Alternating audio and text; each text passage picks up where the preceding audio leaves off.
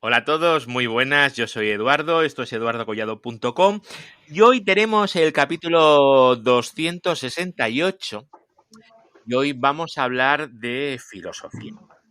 Vamos a hablar del problema con el pensamiento de IP versión 4 cuando trabajamos con IP versión 6. Y para eso he traído aquí a 4 personas, yo no me voy a contar, ¿vale? Que saben de IP versión 6 lo que no está escrito. Lo que no está escrito porque todavía no lo han escrito ellos. Redes, hosting, tecnología, eduardocollado.com. Así que tenemos a señor Dementor. Muy buenas, Dementor. Hola, muy buenas. Carlos Fraga. Hola, buenas tardes. Andreu Adrover. Hola, buenas. Adrián Almenar. Buenas tardes, ¿qué tal? Y Eduardo Collado. ¡Guau! El público puesto en pie, agitando las banderas. Muy buenas, chicos. ¿Qué tal? Estamos aquí en el Zencaster y esto es una cosa que propuso. ¿Quién lo propuso esto? ¿Quién fue el culpable? ¿Adrián puede ser? Adrián. Sí. Levanta la mano, que vosotros no lo podéis ver, pero yo sí. Entonces, esto era un podcast, un capítulo de un podcast que no sé si os habéis escuchado. Yo solo un cachito. ¿El resto lo habéis oído? ¿Alguno? Sí. ¿No? ¿Sí? ¿No? ¿No? Sí, yo lo digo bastante. Pensar que la gente no nos está viendo, solo nos oye. Yo empecé a escucharlo, pero era demasiado inglés para mi inglés con acento de Wisconsin, del sur de Vallecas.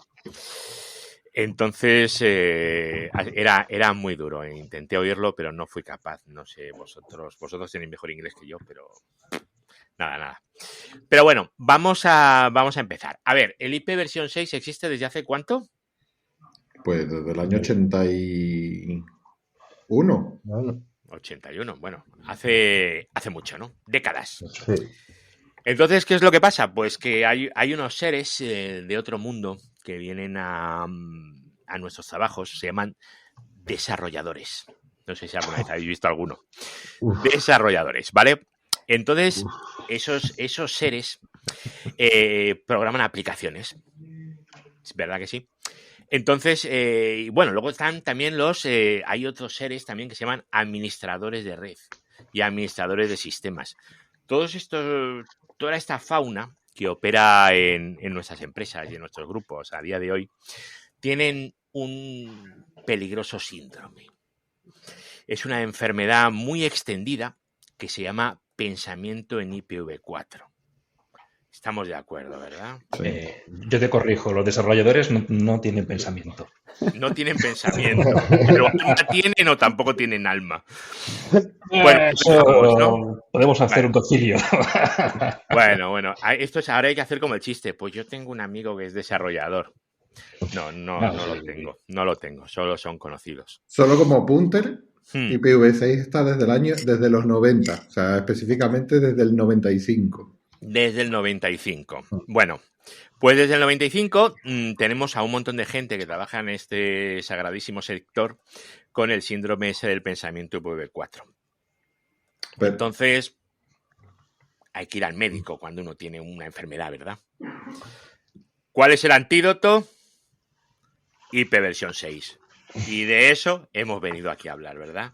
De cuáles son las cosas que en IP versión 4 nos dan problemas en IP versión 6. Entonces podemos hacerlo rollo 1, 2, 3, responda otra vez. Por ejemplo, decir cuántos hosts tiene la red. O vamos charlando y lo vamos viendo. ¿Quién quiere empezar? Venga, va. Bueno, a ver, yo empiezo ya que me he apuntado. Venga, dale. Pues, hombre, uno de los problemas también del pensamiento de IPv6, o sea, cuando se despliega IPv6, es pensar en hacerlo exactamente igual que el IPv4. Y que eso te limita muchísimo. O sea, tú no puedes pensar con respecto a IPv6. Tú piensas en IPv4 en IPs. Y le doy una IP a este equipo y le doy otra IP a este equipo, por ejemplo, teniendo un /24 en casa. Pero en IPv6 no puedes pensar en eso, no puedes pensar de esa forma. Tampoco cuando montas servidores. O sea, tú piensas es en rangos. O sea, es lo primero que hay que pensar. En IPv6 no puedes pensar en IPs sueltas en lo que sería el /128. Tienes que pensar en /48, /56, el routing y lo que se asigna por el Slack o el DHCPv6, como sea que quieras montar tu red o lo que quieras poner. Dementor, venga, estrénate. Viendo el tema que acaba de decir Adrián, el de no pensar en redes, o sea, no pensar en IPs, pensar en redes, quizá es algo de lo que más le cuesta a la gente. Eso y el tema del nateo, de la no existencia del NAT, son las dos cosas que a todo el mundo le tira para atrás. De hecho, cada vez que hablamos de IPv6 en Twitter o en el grupo, siempre sale ese tema, ¿no? En el primer caso, en el caso de no hablar de IP y hablar de redes, porque estamos tan acostumbrados a la escasez de IPs que de repente, cuando llegamos y tenemos tantas IPs y tenemos que pensar en darle un /64 y tal y cual, te vuelve un poco loco. Y en el tema del nateo, porque a pesar de que Adrián ha dicho muchas veces que él empezó en esto de las redes sin NAT y que solo funcionaba con firewall, pero nos hemos acostumbrado a algo malo como es el NAT, y ahora de repente pensar en que cualquier IP de la que tenemos en nuestra red puede ser pública, entre comillas, pues nos vuelve un poco locos. Y para mí es lo más complicado cuando empiezas con esta historia. Andreu, ¿tú qué opinas? Más trabajo para ciberseguridad, oye, que también tenemos que vivir. Oye, pues con esto os vais a forrar, con el IPv6, lo de seguridad. Hombre, estamos muy acostumbrados a la seguridad que te da el NAT. En el caso de que tú en casa no te preocupas de eso. Tú tienes tus IPs privadas en casa y el root del proveedor te hace un NAT y sales para afuera. Pero desde fuera no te pueden entrar, salvo todos los puertos o las cosas tal. Entonces, ahora ya no. Ya tienes que proteger las cosas activamente. Ya no puedes confiar en ese NAT como una medida de seguridad. Tienes que tomarte la seguridad como algo real y que tienes que tenerlo en cuenta simplemente. O sea, hay que pagar profesionales de ciberseguridad. Siempre, claro. Pagarlos bien, además. Pagarlos muy bien. Hombre. Pagarlos muy bien. Eso opino yo. Esa es la actitud. Y Carlos. Hola, ¿qué tal? Cuéntanos tú así en plan intro y eso. No, a ver, yo creo que más o menos se ha dicho los puntos principales es pensar en IPs, no en red. En que ahora ya podemos introducir el concepto de Source of Truth como IPAM, como el IPAM de redes también. Es que es muy importante, porque así como también antes tenías las IPs en el IPAM, pero también ahora te permite hacer una asignación mucho más inteligente, si lo quieres decir así, debido a que tienes muchas IPs, muchos rangos por hacer. Entonces lo puedes hacer de forma más inteligente, más repartido. Al empezar de cero, pues siempre puedes hacer las cosas bien. ¿Vale? Y deja la Excel. ¿Y vosotros creéis que la gente empieza de cero? No. Es así, porque la gente no suele empezar de cero, especialmente si, por ejemplo, trabajas en una red que no es tuya, ¿vale? Como puede ser algo delegado en un cloud o algo así. Pues, claro. Bueno, y también, por ejemplo, después está el tema del nateo, el tema de los firewalls, el tema de que ahora se confía mucho en los firewalls también, y quizás deberíamos mirar la seguridad tanto en los firewalls como también en nivel de host, quizás, cuidarlas en ambos lados, no, porque ahora dices, los de sistemas pueden decir, no, ya tenemos los firewalls, ya está el nateo, ¿para qué? Entonces, pues vas instalando alegremente cosas o dockers que están ahí corriendo, que se van levantando y que no saben qué hacen, gente, yo qué sé. Kubernetes. Pero bueno, sí, es otro tema a tratar también, porque es eso. Y nada, y básicamente es todo eso. También es lo que tenemos, es que muchas veces la gente que no solemos estar en red, pues piensa que una red es como la que podemos tener en casa, básicamente con el NAT y unos 4 Raspberry Pi o servidores o NAS que podemos tener en casa, pues eso es lo que puede tener la gente en una empresa. No sé, yo es al menos lo que veo. Entonces, pues básicamente es eso, es lo que han dicho tanto Adrián como Mentor como Andreu, pues es lo que han dicho, básicamente. Vale. Pero el NAT, a ver, no existe. Bueno, se puede, vamos a decir que se debe de vivir sin NAT. Bueno, no sé, yo recuerdo hace años que yo tenía una IP pública en mi ordenador y no sé, era lo normal, era lo habitual, pero quizás es porque soy viejo. Pero yo también la tenía, ¿eh? Sí. Pero bueno, ahora ese rango está en Amazon, o sea, la verdad es que cuando lo vi dije, ostras. Pero no sé, para mí era algo habitual, entonces y era normal. Y ahora, pues claro, si tienes NAT o muchas veces nos quejamos que tenemos un carry gray NAT del operador, sin embargo, nosotros tenemos otro NAT, ¿sabes? O sea, decimos, no, el NAT no, que no me lo quiten y el IPv4 es salud. Entonces, cuando pasas IPv6, ya sea de manera o forzada o por alguna exigencia de algo, pues sigues pensando en IPv4. Porque tampoco no hay ninguna consciencia ni pensar en IPv6. O sea, lo que quieres es montarlo y que funcione. Realmente. A ver, el pensamiento de capas superiores del modelo OSI. No sé.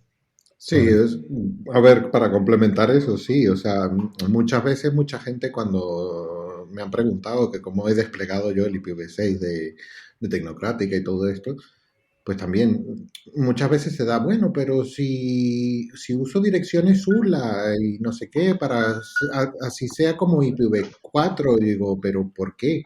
O sea, lo primero que hay que evitar, las URLas se diseñaron para pensar, no sé exactamente por qué, cuál fue la razón exacta del por qué se crearon las URLas, pero es que no es adecuado con respecto a IPv6.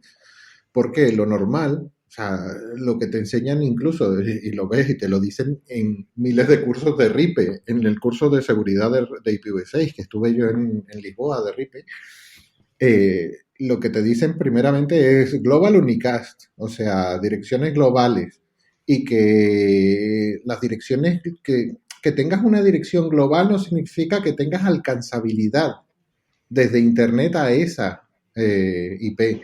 Y eso es algo que es complicado de cambiar a veces en la gente, porque está muy mal acostumbrada a su casa el router de operador o el router que se ponen con NAT. Y claro, entonces piensan en ULAs y entonces empiezan a pensar en NAT con IPv6 y tú dices, no, hombre, no. Es que justamente lo bonito de IPv6 es volver a lo que era la esencia de Internet. O sea, conectividad o sea, de punto final a punto final. Si os parece, voy a hacer según vais hablando, voy a hacer de glosario por si el que nos escucha no ha pillado. ULA son las Unique Local Address. Más o menos así, si no me escucha nadie que sepa y nadie me quiere pegar, ¿vale? Que esto es muy delicado, ya lo sabemos. Sería algo parecido a las direcciones privadas, ¿vale? No lo es y tal, ya lo sé, pero que nos entendamos. Direcciones privadas, ¿vale? Algo así. Y luego alcanzabilidad, me imagino que Adrián se refiere a que tú puedes tener una IP pública, una global, ¿vale? La puedes tener una IP pública y no tiene por qué ser accesible desde Internet. Claro. Yo me puedo poner en casa una IP pública que RIPE me haya asignado y decir, pues no la enruto. ¿Te refieres a eso? Claro. ¿Sí? Hombre, a eso y a también la seguridad y el firewall que tengas para que no se llegue a ella. Claro. O sea, no necesariamente tiene que ser que te la pongas igual que te pondrías la red de casa con una red de IPs públicas y que te da igual si puedes llegar a ellas o no. Pues lo mismo, podrías hacerlo con IPv6 y globales, pero me refiero más al que no significa tener una IP pública, el que se pueda llegar a ella desde cualquier punto de Internet. Vale. O sea, todo eso depende de, como decía Andreu, los firewall y la ciberseguridad, y la seguridad simplemente de los equipos que utilices. Claro, pero ahí un problema que tienes es que ya necesitas ya no solo a la gente de red, sino que alguien que te controle sus accesos. Que en muchas empresas son los mismos de redes que gestionan sus firewalls. En otras empresas ya tienes un equipo de ciberseguridad separado, pero y en casa no tienes a nadie, lo haces tú. O sea, nosotros podemos montarlo, pero mi vecino del segundo, pues no tiene ni puñetera idea, básicamente. Hombre, sí, y muchas veces lo que vemos que muchos equipos de operador son una patata en cuanto a eso, o sea, eso va a tener que mejorar un poco más, porque sí, tienes eso, pero no sé, algunos funcionan, pero funcionan pues a lo básico. Pues esto que lo estoy definiendo es como si hubiera una pieza, estuviera el suelo lleno de piezas de Lego, que es el IPv6, y tú tienes que ir descalzo de un lado de la habitación al otro. Entonces aquello de tú vas andando y de repente ¡clac! Y te clavas algo. ¡Clac! Y entonces tienes que ir cambiando esas piezas, irlas encajando para ir construyendo algo. No sé si se me ha entendido, se me ha ido mucho la pelota, pero me entendéis más o menos por dónde voy, ¿no? Sí, porque si tú quieres montar una red corporativa más o menos interesante, Sí. necesitas, para tenerlo en IPv6 bien, olvídate de IP fijas, o sea, todo automático, ya sea Slack o DHCP versión 6. Puedes configurar las fijas, bien, de acuerdo, sí, puedes, pero eso te implicará las Pero IPs tú hablas de una dinámicas, red en la que hay usuarios. Vale, una red WAN pura donde solo sea comunicaciones. O sea, una red de homínidos, no una red en la que haya servidores, por ejemplo. Claro. Correcto. Pero bueno, es que los servidores, al final, con DNS y tal, puedes tener la IP dinámica, si lo tienes bien configurado y tus firewalls o los balanceadores de carga son los bien inteligentes y tal, que son las piezas que nos faltan. Porque O sea, tu balanceador de carga para IPv 4 tienes 80 marcas. Para IPv 6, con servidores dinámicos que ahora que estamos todos acostumbrados a Dockers y demás entornos que se crean y se autodestruyen, no hay tanto fabricante que te lo soporte bien. Entonces, los fabricantes hasta ahora no han tenido esa necesidad, esa urgencia, porque nadie se la pedía. Los administradores de red, pues como nadie se lo pide, pues ¿para qué voy a cambiar? Llevo 20 años trabajando igual y funciona, con sus limitaciones, pero funciona. Entonces, no ha despegado. ¿Por qué? Pues por culpa de todos y de nadie. Claro, pero IPv6 era el añadido, ¿no? O sea, todo funcionaba bien en todos los equipos de los fabricantes en IPv4, pero en IPv6 era como el añadido. Algunas cosas funcionaban y otras no funcionaban. Y ahora quizás debemos de ir hacia algo en el que todo en IPv6 funcione y tengas todas las funcionalidades disponibles.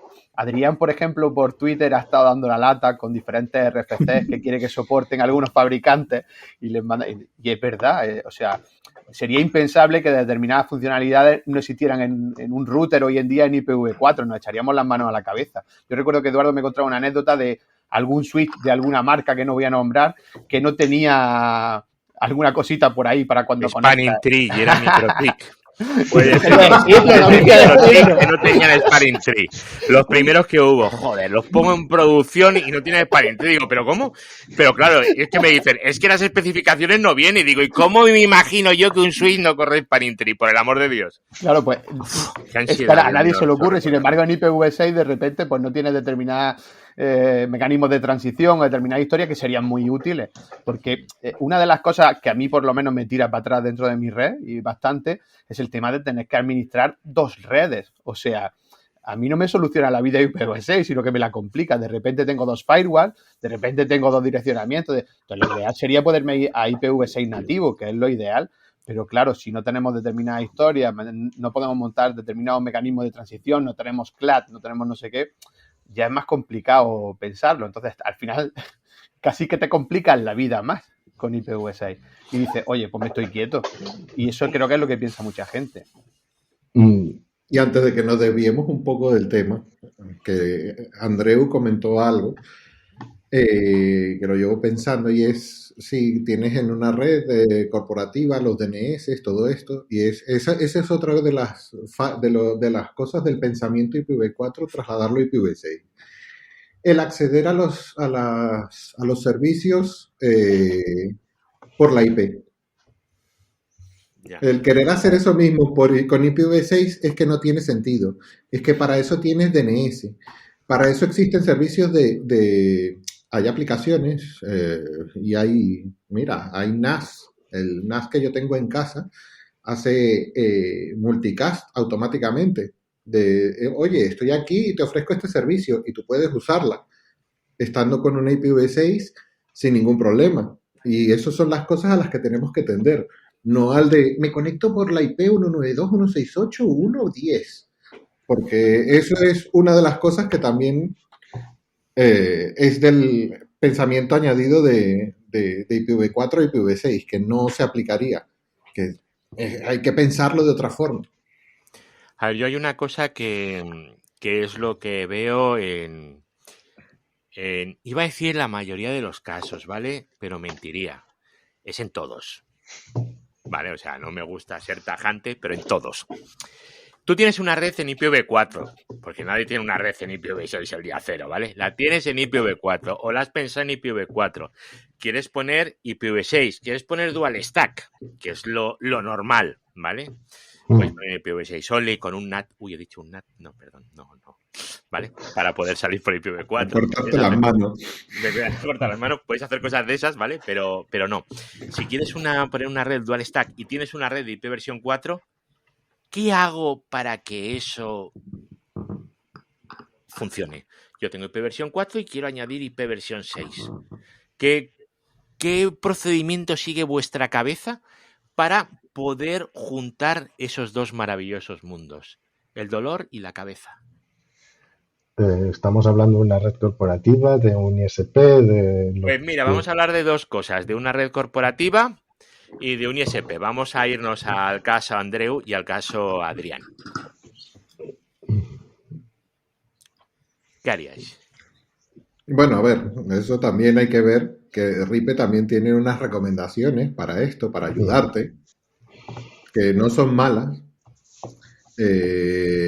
Inicialmente también nosotros cuando lo desplegamos en Tecnocrática lo hicimos basándonos en ciertas recomendaciones que bueno, poco a poco ha ido evolucionando otra cosa, pero empezamos diciendo pues tenemos una VLAN, tenemos un /24, pues asignamos un /56 y aquí a los hosts tenemos 256/64, pero es que ahí te empiezas a pensar en esa forma y dices, cuando a medida que va creciendo la red ya se te empieza a complicar todo mucho más, porque tienes que pensar el routing, tienes que pensar el OSPF, cómo lo vas a hacer todo eso, y eso es lo que lo hace bastante complejo.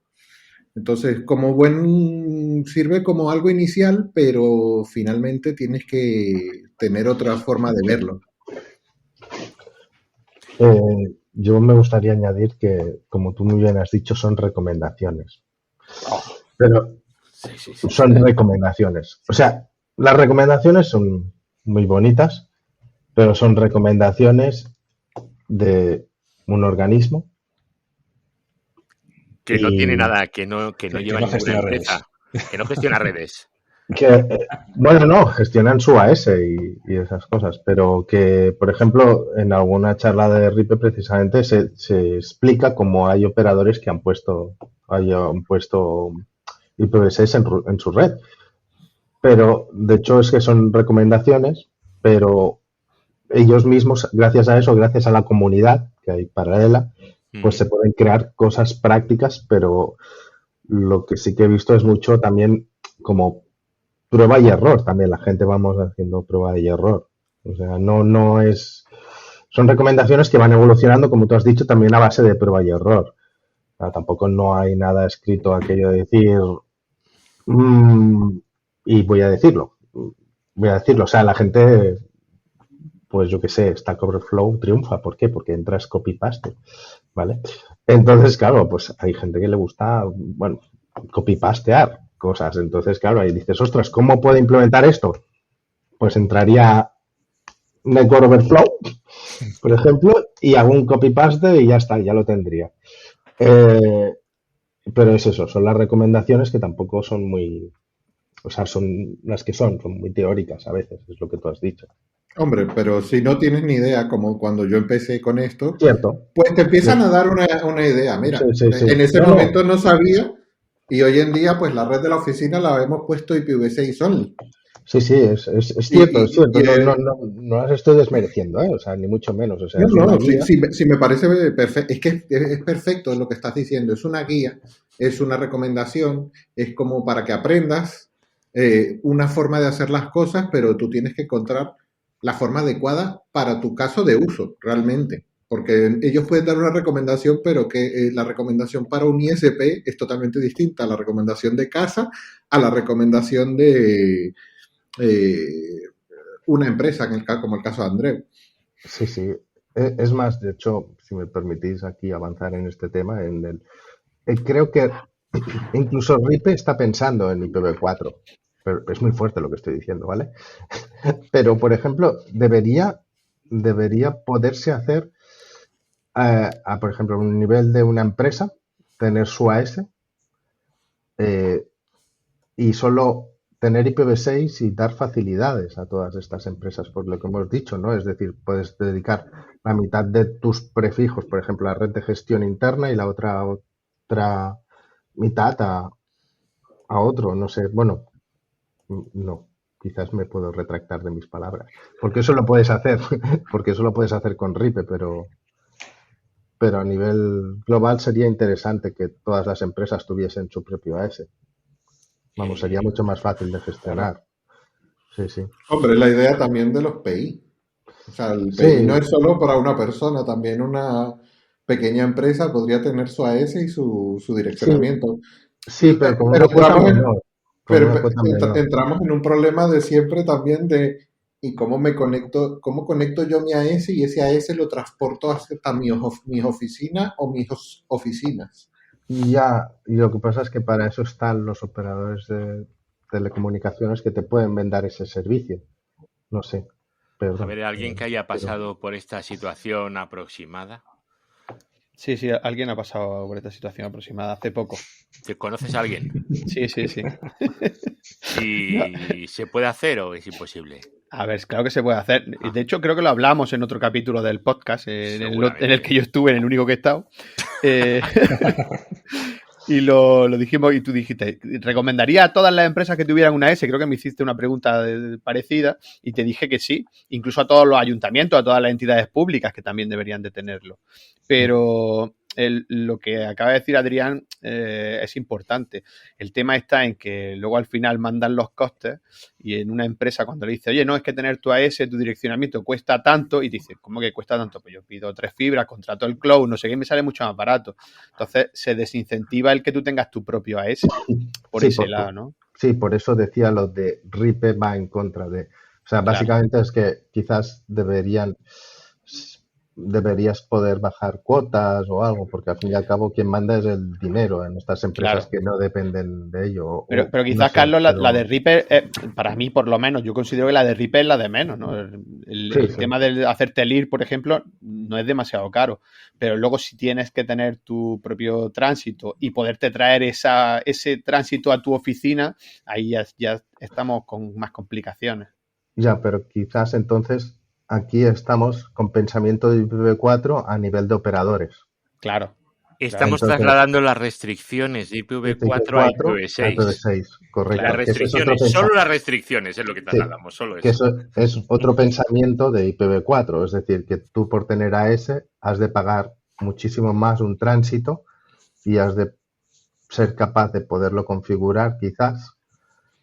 Y vuelvo al copy-paste, de decir, ostras, si pudiese la gente pues comprarse un microtico, lo que fuese, decir, pues copy-paste o la configuración de lo que tengo y lo pego, eso sería genial, pero esa restricción que tenemos en IPv4 a nivel de producto, de operador, eso también es importante. Sí.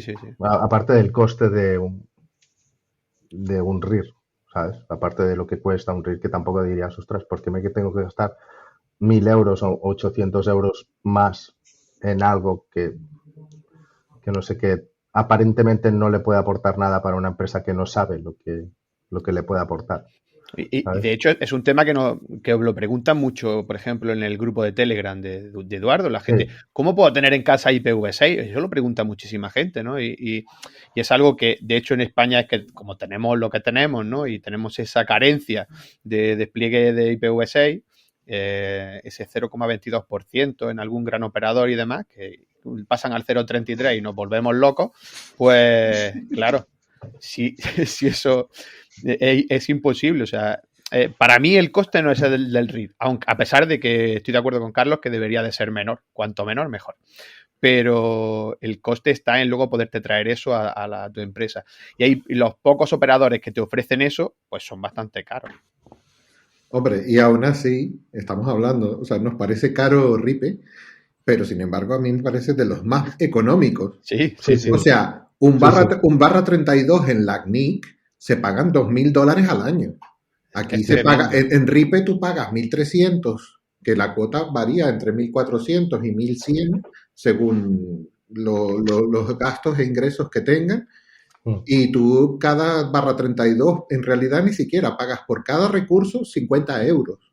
Claro. O sea, 1.350. Si lo comparas a lo de la CNIC, que son 2.000, y sin irnos muy lejos, ARIN, un barra 29, son 4.000. Tú dices, los costes de RIPE son muy bajos en comparación a los demás RIPs. No, lo del otro RIP desincentiva totalmente el tema de IPv6, vamos. Yo creo que lo hace para que ni lo pida. Es la base de datos. Lo hace. Increíblemente, la CNIC, con lo caro que es, y ARIN, con lo caro que es, pues Estados Unidos ya superó el 50%, y la CNIC, pues está casi. O sea, la cantidad de IPv6 que hay desplegado en Latinoamérica es brutal.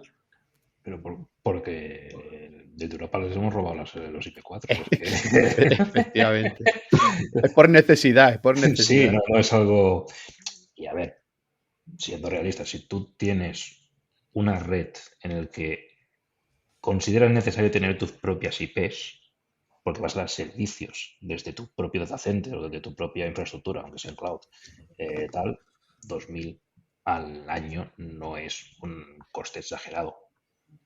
Otra cosa que me digas, la charcutería de la esquina. Esa pyme no necesita una S ni se debería plantear eso. Simplemente contratar una línea con ese internet y tirar millas. Entonces, 2.000 euros duelen, sí, pero si estás hablando de una empresa que tiene una S, tiene alguien que sabe configurarlo, tiene servicios dando al público, pues 2.000 al año. Pues, oye, duelen, pero hay que ser, no sé, tampoco me parece una exageración. Obviamente si es cero mejor, pero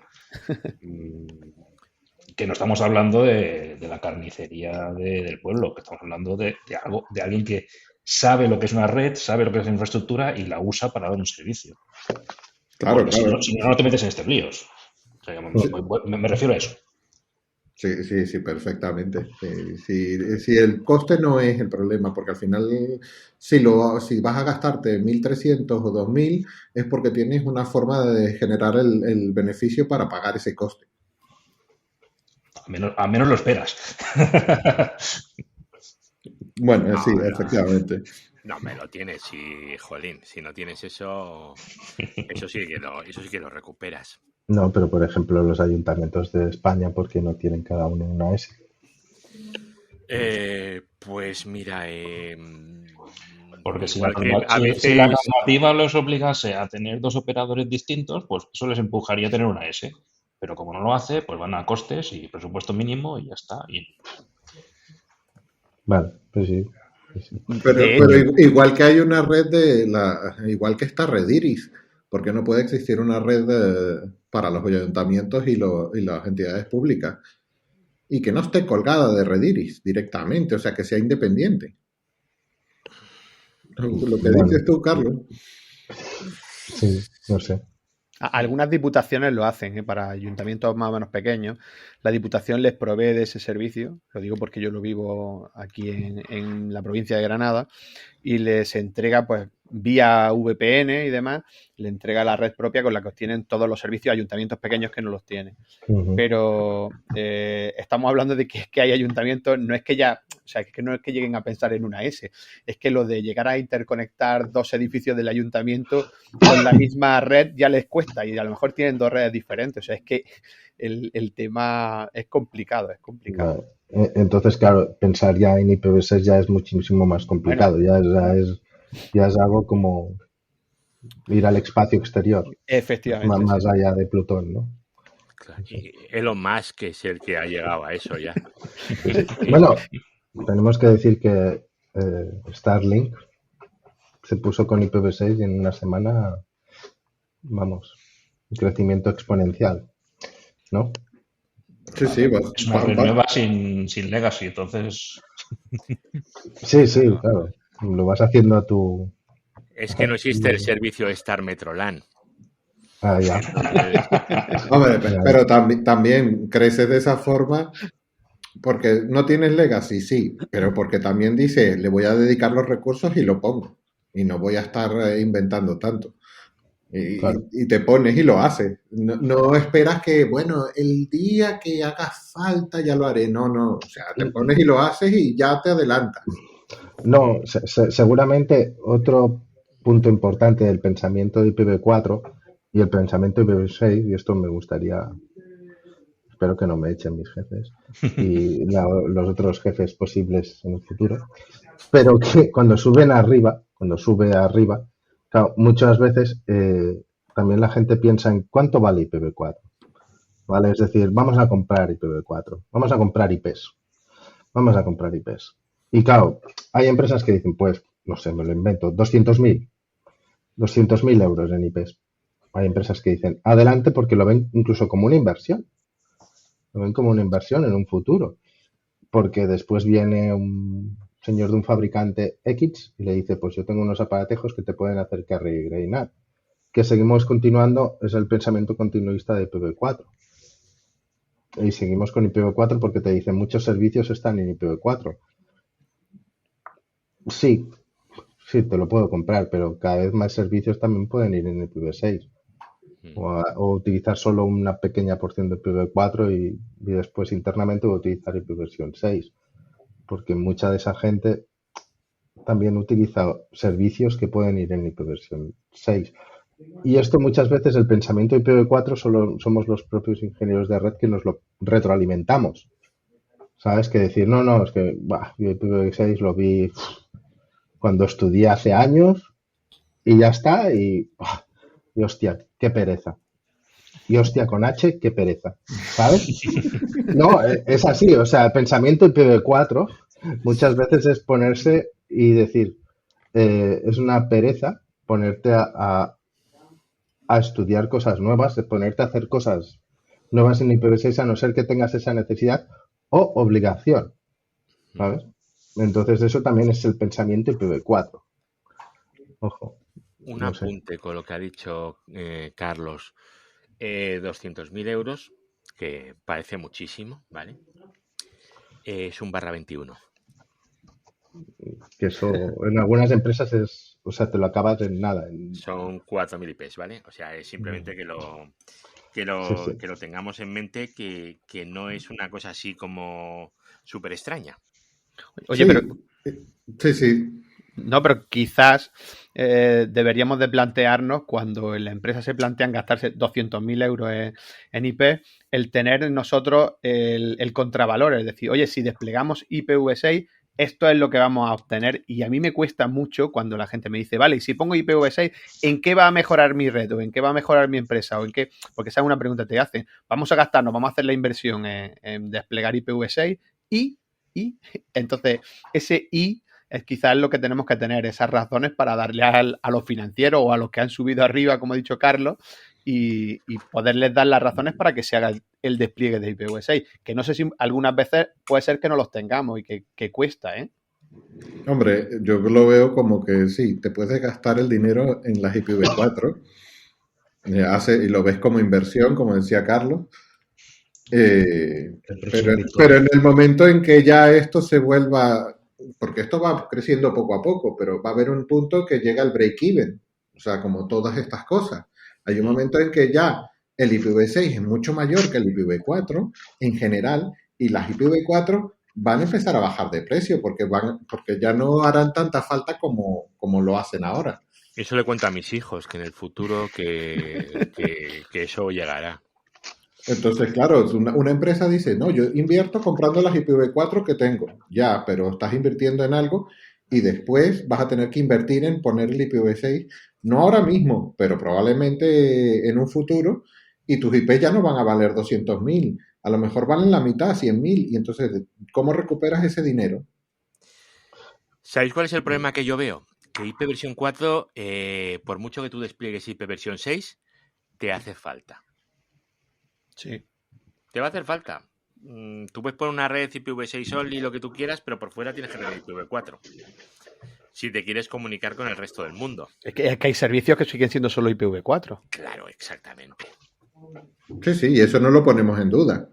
Claro, entonces, hasta que no nos podamos quitar todos de golpe el IPv4, esto va a seguir estando. Y eso es como aquello de decirle al niño, arregla la habitación. Ese día no llega nunca. Hombre, lo que sí puede ser que necesites muchas menos IPv4 que las que necesitas ahora mismo. Eso sí, ahí te lo compro. Esa es una diferencia. Cuando tú tengas tu red solo IPv6 y tengas que salir con muchísimas menos IPv4 porque ya necesitas muchísimas menos, pues es lo que dice Adrián. Puede ser que en ese momento IPv4 baje de precio, pero sí es cierto que ahora mismo todo el mundo lo ve como una inversión. Ahora mismo es como el oro, es un valor refugio. Oye, compra IPv4 que la vas a poder vender más cara. Es así. Sí, esto para redes, las redes de homínidos, que digo yo, donde hay usuarios, sí, ahí te lo compro. O sea, redes de consumo de contenido. Sí, ISP para residencial, para empresa incluso. Sí, ahí te lo compro. En el otro lado no, pero en ese lado sí. Hombre, pero nos estamos limitando aquí, viéndolo de esa forma, al caso España. Sí. Porque si vemos el caso de Francia es otra cosa totalmente brutal. El nivel de uso de IPv6 es de un 70% de cobertura. O sea, ellos están tirando, su Netflix va por IPv6, todo lo que usan de streaming, todos los accesos a Google, todo lo que usan de Facebook. Puede que Twitter, que sea la única, y le siguen diciendo todos los días, lo veo en internet, siempre hay un tweet de alguien, ¿IPv6 para cuándo, Elon? Pero es algo que ha crecido, o sea, y va a seguir creciendo, y esto va a llegar un momento en que ya no va a ser, como lo decía Deventor, en tu red podrás tener un NAT de IPv4, un NAT 64, y lo usarás para lo mínimo que necesites acceder. Desde el resto, la mayoría irá por IPv6.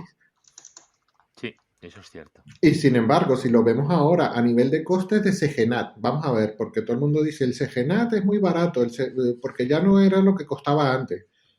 Si tú desplegas IPv6, tu CGNAT cada vez va a ser, su uso cada vez va a ser menor. Y es más, ¿dónde está el uso realmente de las redes nuestras? Conferencias de vídeo, que muchos van por Google Meet o todo esto que va por IPv6. Netflix, que va por IPv6. Pronto va... Disney funciona muchas veces cuando la CDN es la de Akamai por IPv6. Lo mismo sucede con Disney. Y Amazon está empezando a poner IPv6. Es decir, toda esa cantidad de datos, porque además son brutalidades de datos del streaming, la estás descargando del CGNAT. No tienes que seguir ampliando tu CGNAT para dar más clientes. Bueno, la estás descargando de tu red interna, no de CGNAT. O sea, claro. Muchas veces. A veces es incluso de los servidores propios que tienes dentro de estos CDNs. Mira, esta grabación misma se está haciendo con IPv6 el que pueda. O sea, Adrián está con IPv6 ahora puro.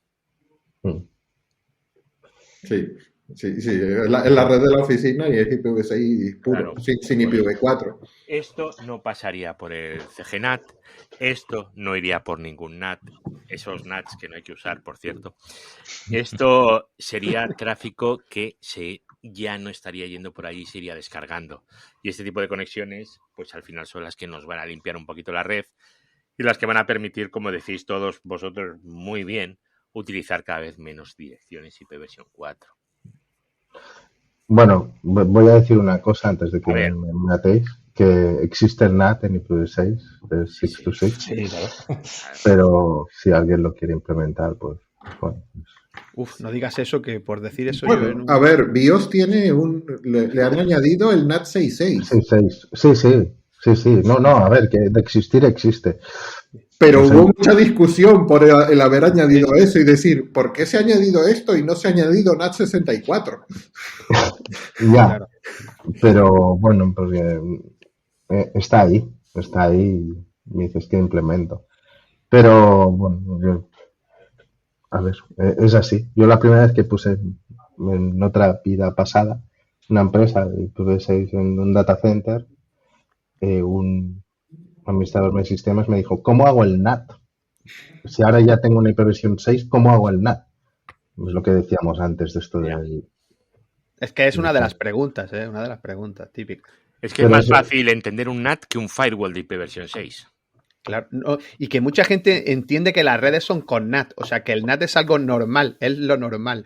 Lo que ahora sería lo normal, que es lo de IPv6, que como ha dicho Adrián, volvemos a los orígenes de Internet, hay gente que para ellos lo normal es el NAT, entonces es complicado ahora cambiar de paradigma, cambiar de pensamiento. Bueno, es que salvo los viejos del lugar, no hemos tocado redes con IPs públicas en los PIBs. Claro. O sea, la inmensa mayoría de administradores de redes han trabajado siempre ya con una red privada. Claro. Ya, bueno, a ver, no sé, yo recuerdo, por ejemplo, también hace años, donde Eduardo y yo trabajábamos juntos, la gestión de los CPEs iba con IPs públicas. La gestión de... Sí. Pero tampoco, no se anunciaban en Internet. Simplemente es que aquellas IPs públicas quedaban dentro de la red. Y yo conozco entidades públicas con todas sus distintas sedes, con todo direccionamiento IP público. Y claro, cuando empieza a coincidir el direccionamiento interno de estas empresas con servicios cloud, pues es un cachondeo importante. Pero bueno. Pero a ver, hay una cosa que nos vamos a quitar con el IPv6, ¿vale? Ahora hay un porcentaje muy alto de la gente que tiene en su red, tanto en su casa, en su oficina, la 192.168.1. Sí. ¿Vale?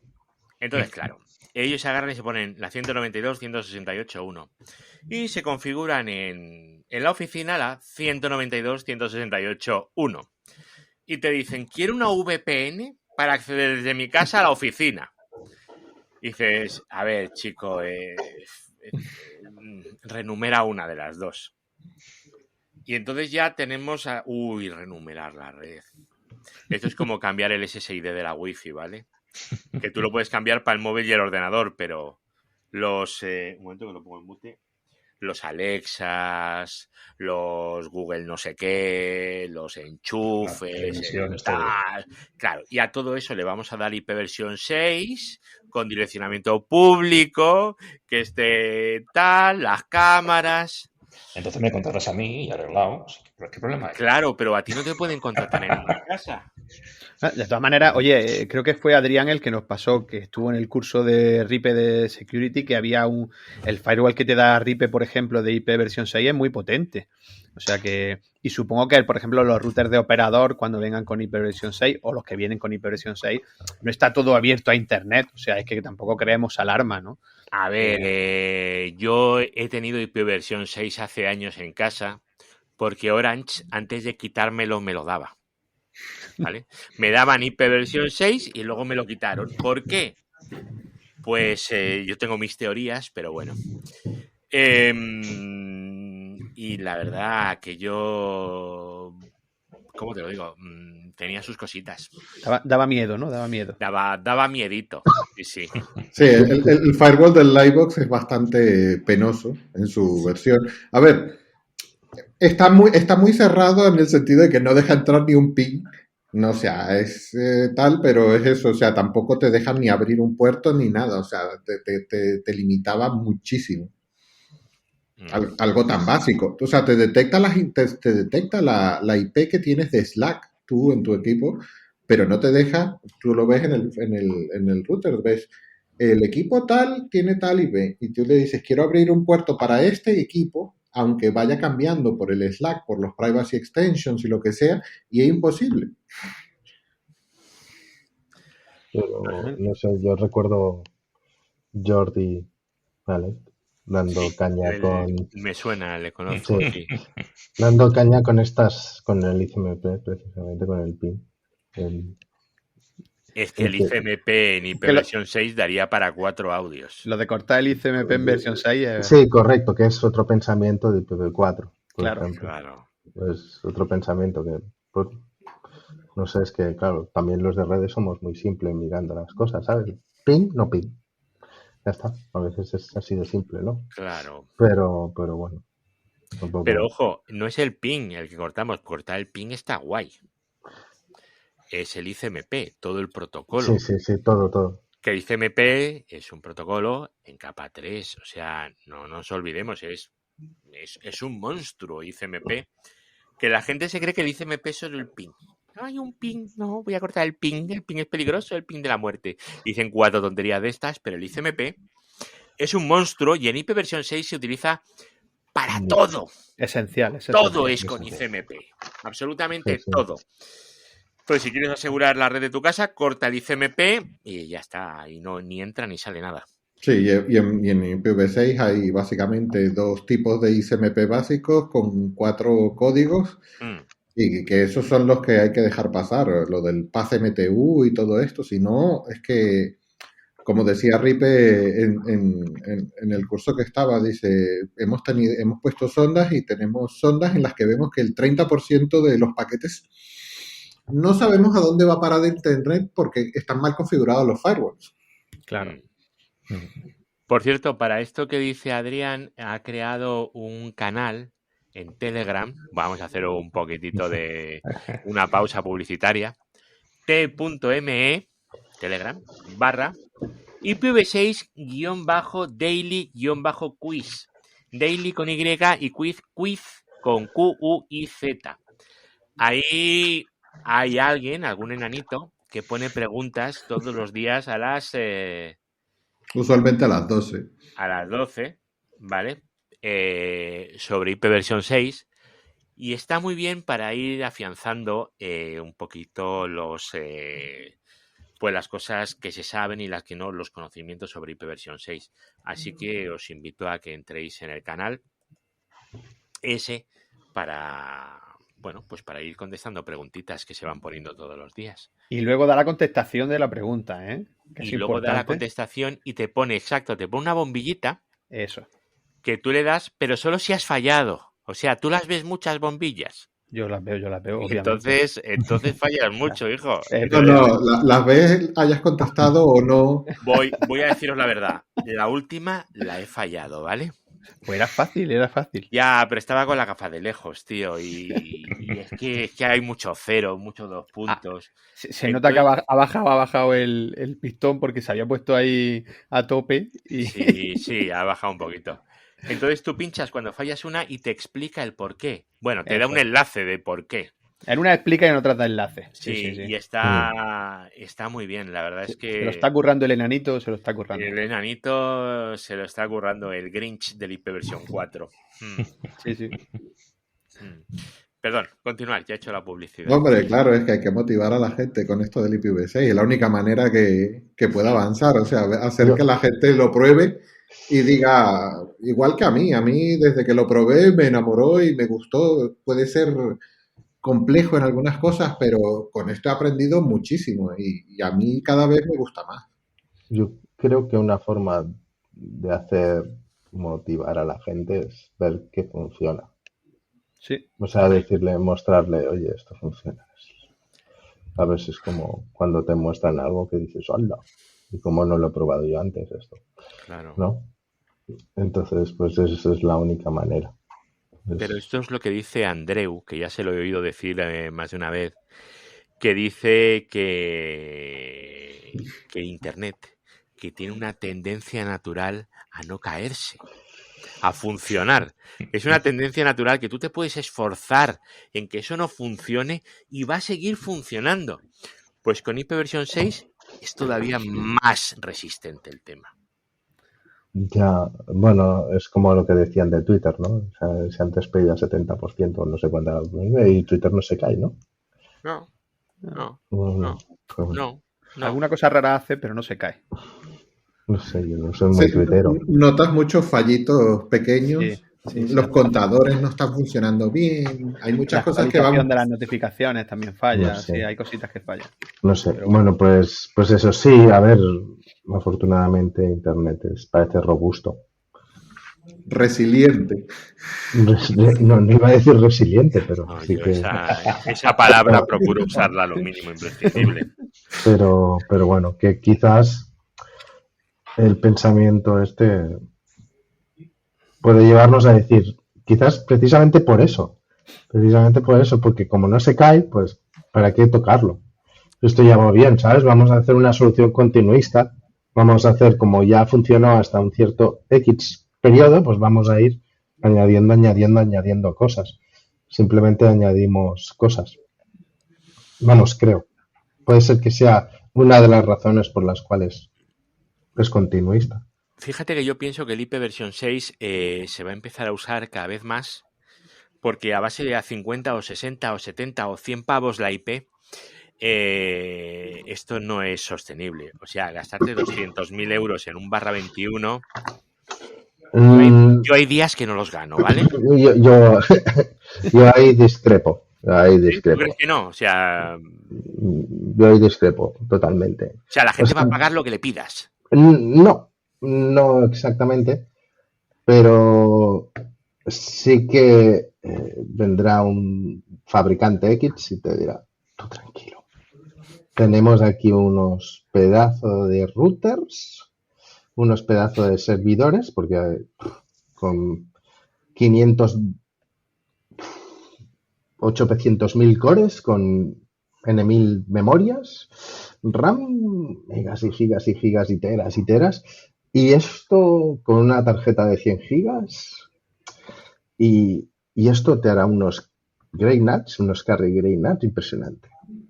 Entonces tú solo con un /24 ya puedes ir haciendo.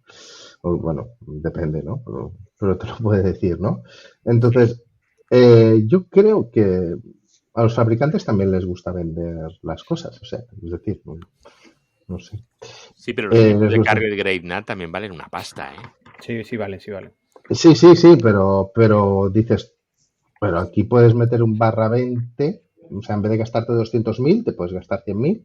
Qué suerte. Y que esa es la mitad del /21, pero en vez de un /21, a lo mejor, yo qué sé, puedes meter un no sé, me lo invento porque no conozco las capacidades de carga, depende, pues un /20, no sé, estoy especulando. Claro, pero te cuesta la mitad de lo que te vale un IPv4. Y la gente contenta que nos saquen del carry Grey NAT, pero en casa seguimos queriendo tener NAT. Es decir, no sé, son esas cosas, ese pensamiento continuista de la red de decir, ¿para qué voy a pasar IPv6 si ya con IPv4 voy funcionando? Y al final da igual, porque si el cliente tiene un NAT, pues en el Edge tengo otro NAT, tampoco pasa nada, porque para los usuarios residenciales normales tampoco les puede resultar afectados. Entonces es otra solución continuista, es como, por ejemplo, cuando hablamos también con la evolución de la tabla de BGP, que ahora ves un montón de /24. Los fabricantes están súper encantados porque así pueden vender más routers. Pues es exactamente lo mismo, son routers más potentes con mucha más memoria para que esa memoria de forwarding pues ya te admite 2 millones de IPv4, pues ellos encantados, pues es exactamente la misma analogía que puedo hacer con el Carry Grey NAT y ese pensamiento en IPv4. En ese aspecto, bueno, cogido un poco así con pinzas también, pero que puede ser así, todo ha de tener una evolución. Sí, es que el Carrier Grade NAT es que es bastante económico hoy en día. Usando una solución tan sencilla, aunque no tenga muchas actualizaciones ya, y es un proyecto que me da lástima que se haya quedado, pero el Danos fue el Viata liberado por AT&T. Le pusieron a funcionar con el DPDK y pusieron CGNAT. con un Dell R230 de 4 corazones, movían 16 gigabits de CGNAT. Ujú. O sea, que eso no es un coste, o sea, si te pones a ver, si pones una máquina más grande, puedes poner un CGNAT mucho mayor con un hardware muy económico. Pero la gente que va a usar CGNAT, lo que quieren es un soporte, un fabricante y no te van a poner una solución de software libre. Claro, pero una empresa que quiere un soporte y un fabricante y que se puede gastar el dinero en unos equipos Cisco o unos ASR 1000 o etcétera, esos no tienen problemas en gastarse los 200.000 euros por un barra 21. No. Yo de hecho, hace poco, Pero Adrián, pero leía... esa red que tú dices, bueno, se pueden permitir gastar 200.000 porque mueve muchísimo, significa que tiene una infraestructura detrás que cambiarla a IPv6, aunque el equipo hardware lo permita, el hacer el cambio, el tal, pues implica un proyecto, un trabajo de los administradores, unas horas, que es mucho, que claro, dice 200.000 es mucho. Bueno, pues si la empresa lo asumes porque probablemente el proyecto de migración IPv6 han estimado que son 500.000. A lo mejor es con 500.000 una sola vez y a los 3 años tienes el ROI, pero el presupuesto de este año pues tiro con 200 y tira millas. Claro. Hay que tener en cuenta todo eso. Claro, pero es que yo creo lo que te digo, al final vas a dejar de gastar en CGNATs, vas a dejar de gastar en necesidad de IPs. Puedes dar Oye, me pareció curioso el otro día, vi un operador, no sé exactamente dónde era, pero si tú querías IPv4 tenías que pagar 5 euros al mes más. Tenías tu conexión de fibra con IPv6, pero quieres IPv4, pagas 5 euros más, si no, 5 euros más barata. Justo de eso iba a hablar, que leí hace poco que un evangelista de estos de IPv6 decía una cosa que me encantó y era, si eres un operador pequeño y quieres asegurar tu supervivencia, pásate a IPv6 ya. Lo decía justo por lo que ha dicho Eduardo, porque los operadores pequeños no pueden gastarse esa pasta en IPs y si quieres crecer necesitas IPv4.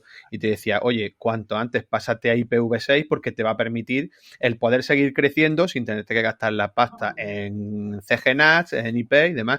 Y creo que es así, o sea, ahora mismo cualquier operador pequeño, ya no solo operador de residencia, sino incluso gente que trabaje con hosting y demás, debería de planteárselo para el futuro.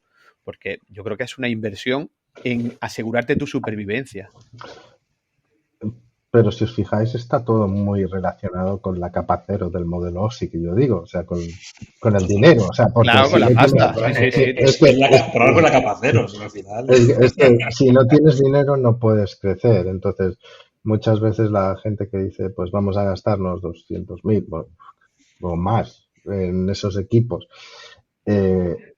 es porque verdaderamente el dinero parece que les llueva de arriba, ¿no? Claro. O sea, que simplemente tienes que justificarlo y ya está. Y justificas con un PowerPoint o varias cosas o Excel y se lo presentas a tus jefes y dices, claro, porque es que no tengo tiempo material para hacer esto. Bueno, no sé, que a veces es empezar por una pequeña escala, como hicisteis vosotros seguramente, o yo qué sé, por la red de gestión, esa gran olvidada que dices, no pasa nada si se queda la gestión. No sé, porque también es empezar por ahí y ver qué pasa. No sé, y después puedes pasar la producción. Es decir, no necesariamente implica un proyecto de ponerlo para aquí para la mañana. Es también cuestión de pensar en también todo lo que puedes decir. Ostras, mira, nosotros desde el departamento de redes, dices que te vamos a pedir, pues tenemos una estimación de crecimiento de clientes, ojalá, pues dices, pues 200.000 euros para comprar un barra 21 cada 3 meses. Al cabo del año son 800.000 euros. Dices, hay empresas que dices, bueno, 800.000 euros, pues vale, venga, hay empresas que pueden tener ese presupuesto, pero hay otras que no. Dices, ostras, vale, por esos 16.000 clientes que puedo tener, sí, ¿no? Esos 16.000 clientes que puedo tener, eso me sale a cuenta a todo ese dinero. Claro, porque es que no estamos hablando solo del coste de 50 euros la IP. Por ejemplo, un proveedor de fibra te cobra 30, 40 euros por una fibra, el más sencillo. Ponte que las IPs las compras 50 euros, pero también tienes que contar. Ahí hay costes eléctricos, costes de instalación de la infraestructura de fibra, costes de los equipos para tal, costes de los tránsitos. Es que muchas veces se piensa, los 50 euros los recupero en 2 meses. No, los recuperas en muchísimos meses. Mucho tiempo. Uh-huh. Pero luego llegamos, vale, ahora imagínate que ya tienes tu red en IPv6, pero ahora tienes muchos aplicativos que solo están hechos en IPv4. Dile a tus desarrolladores que te adapten tus cositas de IPv4 a IPv6. O sea que cuando ya has convencido a los de la red, seguro que también luego tienes que convencer a otros. Esos son los desarrolladores con la enfermedad del IPv4 que dijimos al principio. Claro. El único antídoto es pasar a IPv6. Seguro que hay una librería que pueden usar. Una librería que ha hecho un tío perdido en no sé dónde, ¿no? Y que el día que encuentre la vulnerabilidad se cae todo, ¿no?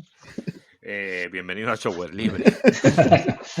Bueno, gracias al software libre. Es que no hay que ir a IPv6, hay que ir a DNS. Y que el desarrollador trabaje con nombres, ya está. Ya, pero tú conoces aquella camiseta de Is Always the DNS. Sí, o sea, que el problema siempre está en el DNS, es lo que dicen ellos. Entonces así pues cojo y me aseguro y pongo la IP. Sí. Entonces son los primeros en decirlo. No, como siempre es el problema del DNS.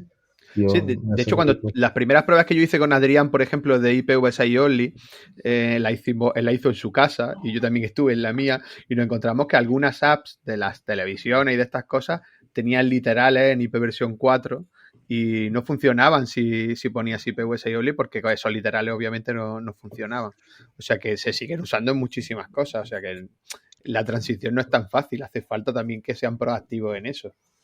Claro, pero para eso es que, pero a ver, si eso en casa se resuelve teniendo un CLAT en el router, que ya hay muchos routers con CLAT. Incluso el de Google Fiber es un router con CLAT, con 464XLAT. O sea, a mí me impresionó que lo vi el otro día, dije, ¡hala! Que los nuevos routers que están poniendo los de Google Fiber son estos de Technicolor, que la empresa se llamaba antes Technicolor, y son unos cacharritos preciosos y con 464XLAT. Pero luego, mira, fíjate, los Glinets, estaba buscando la página de la documentación, pero no la encuentro. Tienen una cosa que es para comprobar cuando tú le pones un pincho o pues si están conectados por cable y por wifi, para comprobar si se les ha caído la conectividad de un lado u otro. Lo que hacen es hacer un ping a la 8888. ¿Vale? Sí. Esa IP mágica que nos va a traer más problemas que soluciones. Entonces, claro, claro, eso. Se baja la mitad. Ahí sí que se cae internet. Claro. Entonces, claro, ahí pues va a haber un problema. Y estoy hablando de los Glinets, que son los routercillos estos que aquí todos tenemos alguno de esos por casa, pues porque, bueno, son baratos y hacen cosas. Y no los necesitamos, pero hacen cosas. Y una de las funciones que tienen es comprobar si se ha caído uno de los interfaces y lo hacen con un miserable ping. Y eso es un literal, por ejemplo. Claro. Por eso lo que dice Adrián, que tienes que tener un CLAT, tienes que tener 464XLAN montado para que eso pueda funcionar. Porque es inviable tenerlo todo en IPv6 only y que no puedas tener literales, porque va a haber aplicaciones que lo van a seguir llamando. Eso es así. Hombre, ya también se está implementando en los sistemas operativos. O sea, en Windows ya existe, pero solo con las interfaces wireless WAN. Mac ya lo tiene por defecto. iOS también. Los Android también. Si tú tienes un Android TV, con Android 10 ya todo eso te funciona. Entonces, no puedes perfectamente, como yo lo tengo en mi casa, mi televisión va por IPv6 puro en la red que tengo en casa y me funciona todo.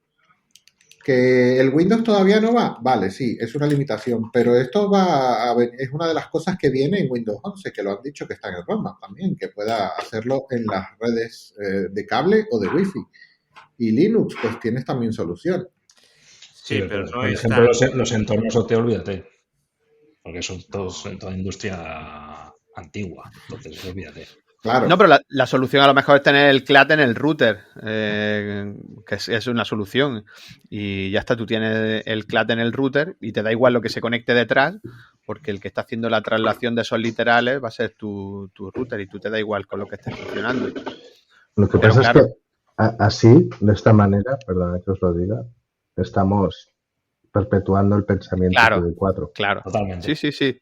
Toda la razón, toda la O razón. sea, yo es que soy bastante radical para que estas cosas... O sea, es decir... Tú tirabas del cable, ¿no? Sí, es decir, si quieres llegar a algo, vale, entiendo que todavía hay sistemas que hace de 30 años de atrás siguen funcionando y no se van a cambiar porque no merece la pena. Como alguna vez ha comentado, creo, Andreu, que algunos satélites pues van IPv4, ¿no?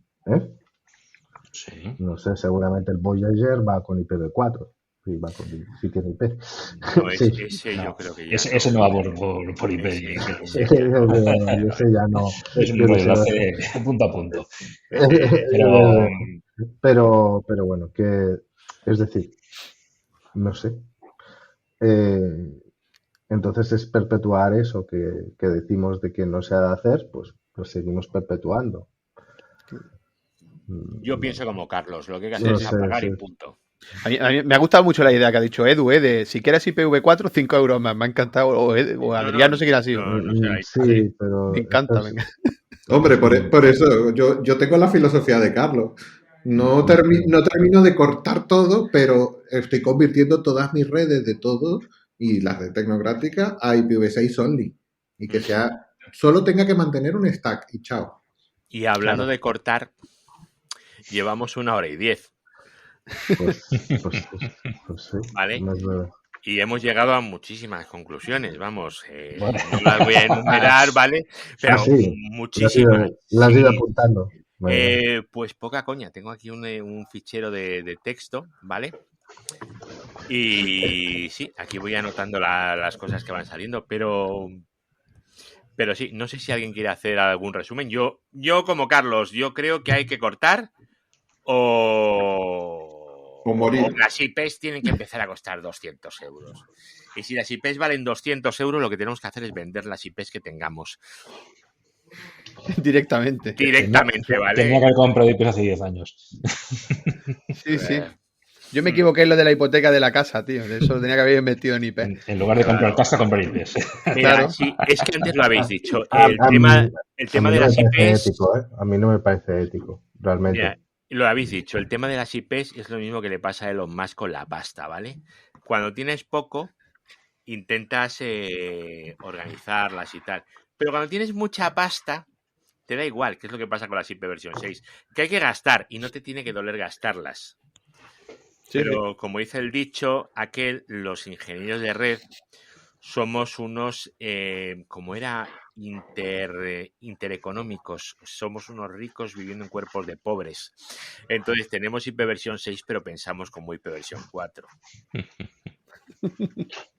Cierto es. Sí, es el pensamiento económico de IPv4. Bueno, voy a cortar esta red en 1/29, 1/28. Uy, es que no quiero gastar IP. Sí, o sea, que yo doy un punto a punto de OSPF y no lo podría hacer con 1/31. Sí.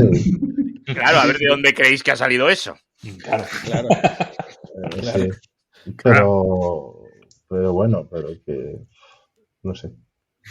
Es que precisamente acabo de salir una reunión de esto de tratar temas de direccionamiento de IPs y estas cosas y he estado muy callado en esa reunión. Básicamente porque es eso, es cómo repartimos y cómo se asignan y cómo para los futuros usos y muchas veces es lo que tú dices tú, ya, pero tendríamos que saber a tener una estimación más acurada, ¿no? ¿Acurada es en castellano? Exacta.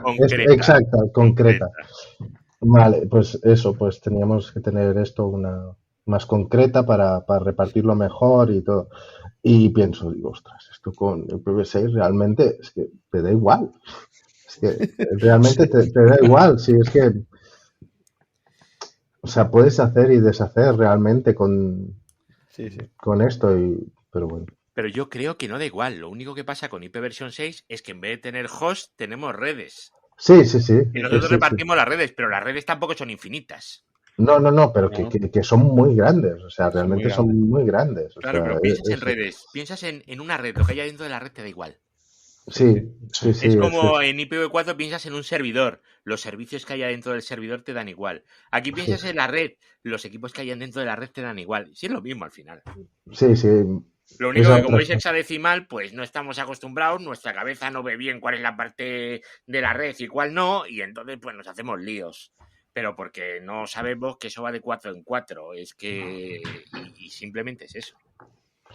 Bueno, es otro pensamiento, es cambiar el chip también en ese aspecto. Bueno, y debe ser de las pocas nuevas tecnologías que la gente con más años la comprende mejor que la gente más joven. Aquí habéis dicho antes que vosotros estabais acostumbrados a no usar NAT y demás.